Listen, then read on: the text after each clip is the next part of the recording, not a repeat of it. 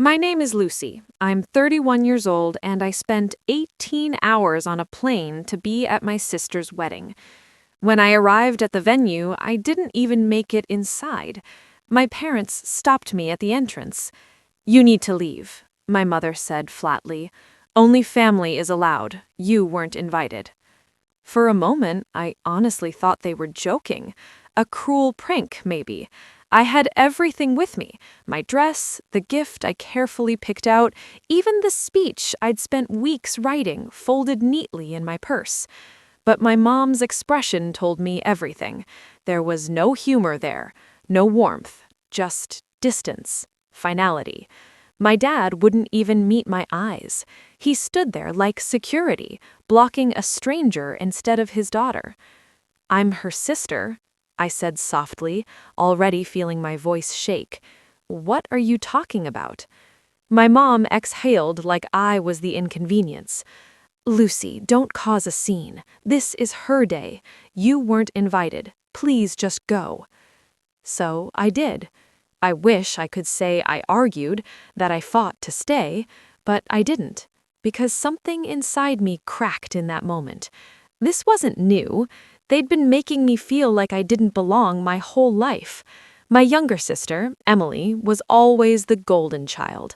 Perfect grades, perfect smile, perfect future. And me? I was just there, the extra one. Still, I never thought they'd shut me out like this.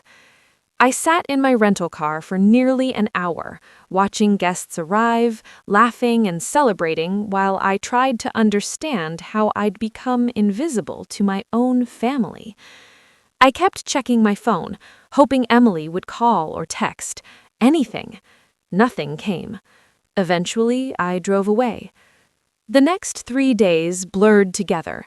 I stayed in a cheap hotel, barely leaving the room. I replayed everything over and over, searching for some mistake I'd made, some reason I deserved this. But deep down, I knew the truth. This wasn't about me.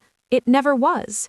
It was about years of favoritism, quiet comparisons, and always choosing Emily first.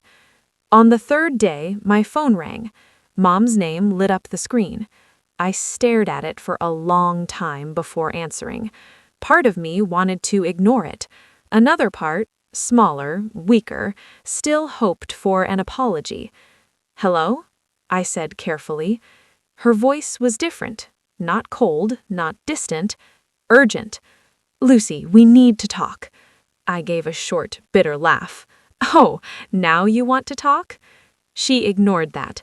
"The bill is $38,000. How are you going to pay it?"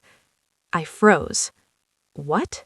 "The wedding bill," she said, like it was obvious. "The venue, the catering, it's all under your name. They're asking for payment." My heart started racing. "That's impossible. I didn't sign anything. I wasn't even—" I stopped mid-sentence as the realization hit me. "What do you mean it's under my name?" There was a pause. Just a second, but it was enough. In that silence, everything fell into place. They hadn't just excluded me, they had used me. Suddenly, the pain turned into something sharp and clear. Every ignored call, every vague answer when I asked about plans, every time they brushed me off, it all made sense. They'd put my name on the contracts, hooked me with a $38,000 bill, and then told me I wasn't family. "You're saying you put my name on those contracts?" I asked tightly. "Lucy, don't start," my mom snapped. "We'll sort it out. You're good with money. Just handle it." I laughed, not because it was funny, but because it was unbelievable. "I wasn't invited," I said slowly.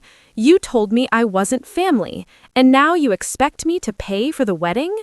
"It's done already," she fired back. "Stop being dramatic and take responsibility for once." That was the moment everything shifted. I laughed again, but this time it wasn't shock, it was resolve. "Good luck proving it was me," I said calmly. Silence, then panic. "What do you mean?" she asked, her voice tightening. I mean, I never signed anything. I wasn't there. If my name is on those contracts, someone forged it. That's fraud. Lucy, stop exaggerating, she snapped, but her confidence cracked. We just handled things for you. No, I said, my voice firm now. That's a crime. The word hung heavy. For years, I'd stayed quiet, avoided conflict, tried to keep peace. But standing alone in that hotel room, realizing they'd erased me and tried to use me, I felt something new.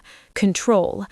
You have to pay, she pleaded now. They won't stop calling. If it goes legal, I interrupted, I'll tell them everything.